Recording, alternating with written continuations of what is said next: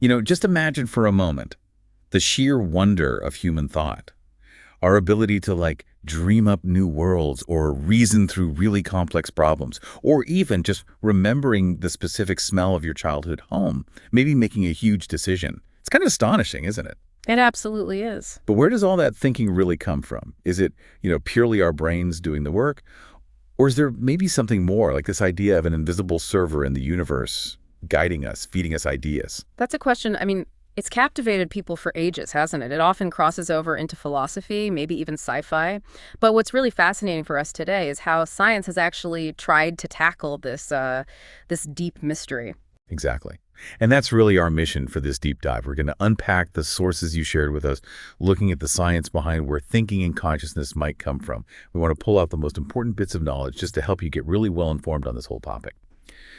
So, okay, let's dive in. Where do we start? I guess we start with what science pretty much agrees on, right? That thinking is basically a product of the human brain. But saying brain, we're talking about something unbelievably complex.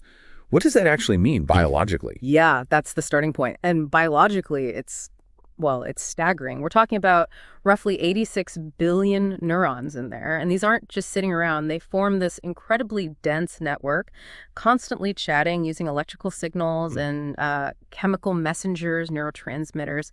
Literally every thought, every memory, every feeling, the decisions you make. It's all a result of these super intricate signal patterns firing off. It's this dynamic, constantly changing system. Uses a huge amount of our body's energy, too. Wow. So, okay, when we learn something new, it's not like the brain just logs it passively. It's actually, building new connections, strengthening old ones, kind of like reshaping itself. Precisely. It's actively rewiring. Think of it maybe like circuits in a computer, but biological and way more flexible. These connections, these pathways, they get faster and more efficient. The more we use them, the more we experience things. And that's what lets us get better at solving problems or imagining things, adapting. Okay, so the brain is both the machine itself, the hardware, and it's also running the programs, the software, for thinking. Exactly. From that scientific viewpoint, yeah, it's both the hardware and the software generating our thoughts. Right. And memory plays a huge role in all this, doesn't it? It's not just recalling facts. It shapes how we think, how we see everything. Absolutely crucial. And how memories are stored is key here. It's not like neat files on a computer's hard drive. Yeah. It's more like distributed patterns of connections across these vast networks. Fluid, not fixed. So everything you've ever experienced, seen, heard, felt, it all feeds into this and influences your current thoughts.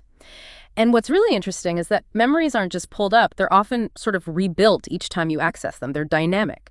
So when I'm sitting here thinking or reflecting on something, my brain isn't just playing back a recording.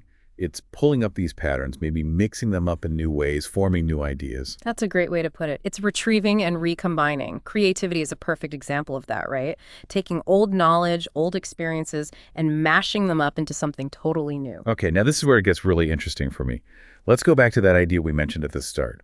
This invisible server in the universe feeding us thoughts.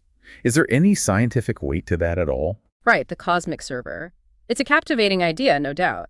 It sounds a bit like, spiritual concepts or maybe inspired by AI. But to be really clear, science hasn't found any empirical evidence for it. None. From a scientific standpoint, that idea remains firmly in the realm of, speculation or metaphor. Okay, no cosmic server then. But what about a different kind of shared server? One that's maybe human-made? Is that a useful way to think about how we get knowledge? Yes. That's a really important distinction. Think about all of human knowledge books, the internet, culture, stories passed down. In a way, that does act like a massive shared server, doesn't it? Yeah, I can see that. When you learn from a book or look something up online, it can definitely feel like you're downloading info, tapping into some big external mind.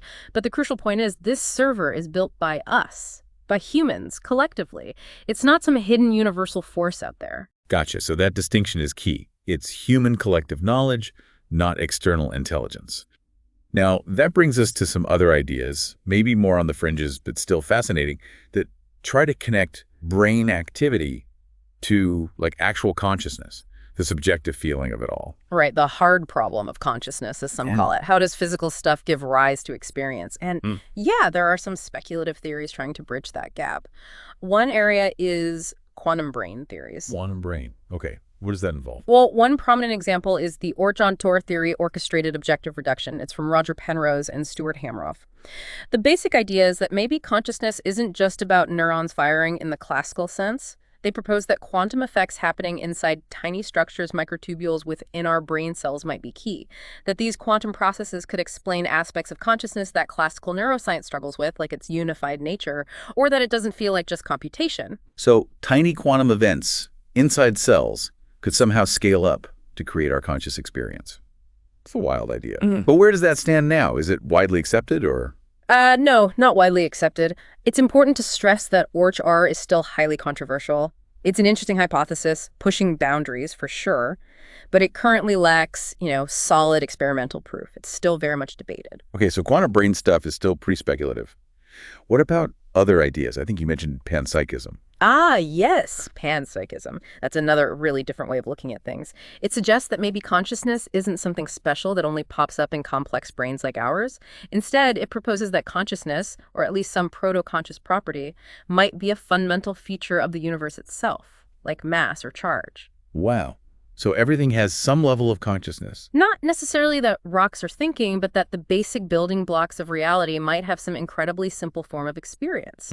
And our complex brains are just where these tiny bits of experience combine to create the rich consciousness we know. So again, this isn't an external server feeding us thoughts, but rather consciousness being woven into the fabric of reality itself. Exactly. It's suggesting our ability to think emerges from these fundamental universal properties rather than being beamed in from outside. Still very speculative, of course. Okay, so after digging into all these sources, from the established neuroscience to the really speculative ideas, what's the big takeaway? Where does this leave you, our listener, when thinking about where thoughts come from? Well, boiling it down, the current scientific consensus still points pretty strongly towards the brain.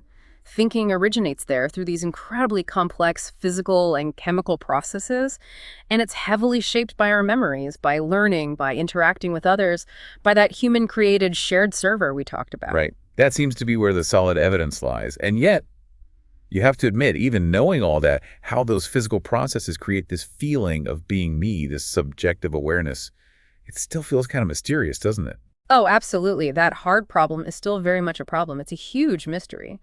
And while these other ideas, cosmic servers, quantum consciousness, panpsychism, are intriguing and push us to think differently, they just don't have the scientific backing right now. They remain speculative. So for the moment, the human brain really does stand as the most powerful, most fascinating thinking machine that science knows. Definitely. And maybe a final thought for you to consider as our listener. While our individual brains are the known machines, the universe is still vast, full of unknowns. And think about how our collective human shared server, the internet, AI, global knowledge, is constantly evolving. How is that continuing to reshape what thinking even means for us? And what new mysteries about the brain itself might that evolution uncover down the road? Something to ponder